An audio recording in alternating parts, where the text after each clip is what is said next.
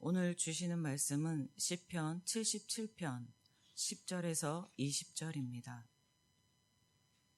시편 77편 10절에서 20절입니다. 또 내가 말하기를 이는 나의 잘못이라 지전자의 오른손에 해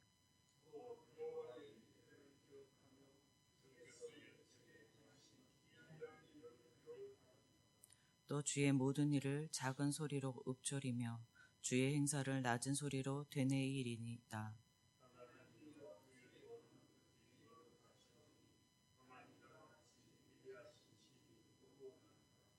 주는 기이한 일을 행하신 하나님이시라. 민족들 중에 주의 능력을 알리시고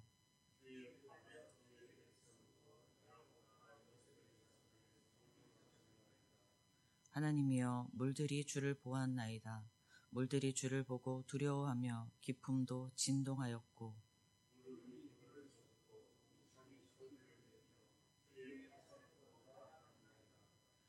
회오리 바람 중에 주의 우레소리가 있으며 번개가 세계를 비추며 땅이 흔들리고 움직였나이다.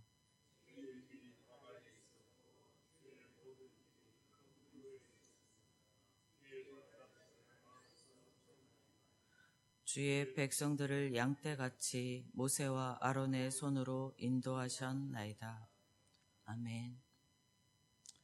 어제는 본문 시편 77편 1절에서 9절을 보았고 오늘은 그 본문에 이어지는 본문을 보고 있습니다. 어제 본 1절에서 9절에서는 시인이 절망적인 상황에서 하나님께 부르짖었음에도 응답하지 않으심으로 절망과 불안의 심령이 상하고 잠도 자지 못함을 하나님께 토로하였었습니다. 그리고서 바로 이어지는 오늘 본문 10절부터는 시인은 과거의 하나님의 구원의 역사를 기억하며 하나님을 찬양하고 있습니다. 한편의 시인인데도 그 분위기가 갑자기 어둠에서 밝음으로 바뀌는 것 같이 전환되었습니다. 시인은 시를 밝음으로 전환하면서 가장 먼저 자신의 절망과 불안은 하나님으로부터 기인한 것이 아니라 자기 자신의 잘못에서 기인한 것임이라고 합니다. 그리고 시인은 하나님께서 행하신 모든 일을 잊지 않고 깊이 생각하며 자신의 삶이 하나님의 구원하심으로 있는 것임을 인정하고 있습니다. 그러면서 시인은 계속적으로 구원의 하나님을 소개합니다. 그 소개를 한 절 한 절 살펴보면 13절에서는 하나님의 도는 극히 거룩하다라고 합니다. 이는 하나님의 행동, 즉 역사 속에서 행하신 하나님의 구원의 역사가 거룩한데 그것은 인간이 감히 상상할 수 없는 하나님의 전능하신 능력으로 그러한 일이 이루어졌음을 의미합니다. 14절부터 마지막 절까지는 출애굽 당시 홍해를 건너는 사건을 중심으로 하여 하나님의 구원의 역사를 소개합니다. 14절에서는 하나님의 강력한 능력으로 행하심이 이스라엘만이 아니라 이방의 모든 민족 가운데 널리 알려졌음을 이야기합니다. 그리고 15절에서는 주의 팔로라는 표현으로 하나님 당신의 백성들이 처한 혹독한 위기 상황에서 하나님이 크고 강한 능력을 베푸심으로 이루신 은혜의 구원이었음을 강조합니다. 이어지는 15절에서 야곱과 요셉의 자손이라는 표현으로 하나님께서 야곱과 요셉에게 베풀어 주셨던 특별한 사랑을 그의 후손인 이스라엘에게 베푸심으로 그들을 구속하였음을 말합니다. 16절에서는 하나님이여 물들이 주를 보았나이다 라고 하는 것은 시인이 바닷물까지도 하나님의 크신 권능을 깨달아 복종한다는 것을 이야기하고 있습니다. 당시 이스라엘에 있던 고대 근동에는 고대 근동의 신화에는 바다는 결코 정복할 수 없는 커다란 힘을 지닌 세력으로 인식되었습니다. 그런데 시인은 이러한 바다조차도 하나님의 그 능력 앞에 자발적으로 복종한다 라고 하면서 하나님의 위대하시고 능하심을 강조하고 있습니다.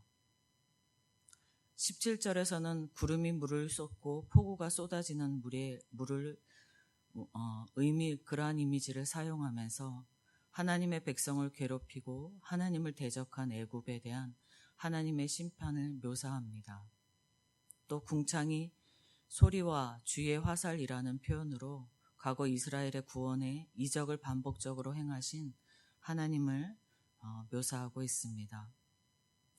18절에서는 회오리바람과 천둥이라는 표현으로 출애굽 당시 애굽 군대가 이스라엘 자손을 추격하여 홍해 가운데 들어섰을 때 더 이상 추격하지 못하도록 하신 하나님의 역사를 표현하고 있습니다. 그리고 마지막으로 20절에 이스라엘의 출애굽의 탁월한 지도자였던 모세와 아론의 배후에도 하나님이 계셨으며 하나님이 그들을 도구로 사용하시고 인도하셨음을 말하며 시인은 시를 마무리 짓습니다. 10절에서 20절에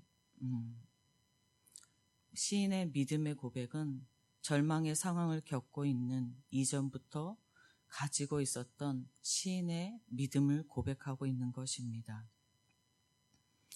어제 본 본문인 1절에서 9절의 내용에서는 시인이 절망적인 상황에서 하나님께 기도하고 또 기도하여도 응답이 없어 불안과 근심에 잠을 이루지 못하는 상황에 놓여 있었습니다. 그럼에도 시인이 하나님을 신뢰하고 하나님의 구원을 계속하여 기다리며 계속 기도하였습니다.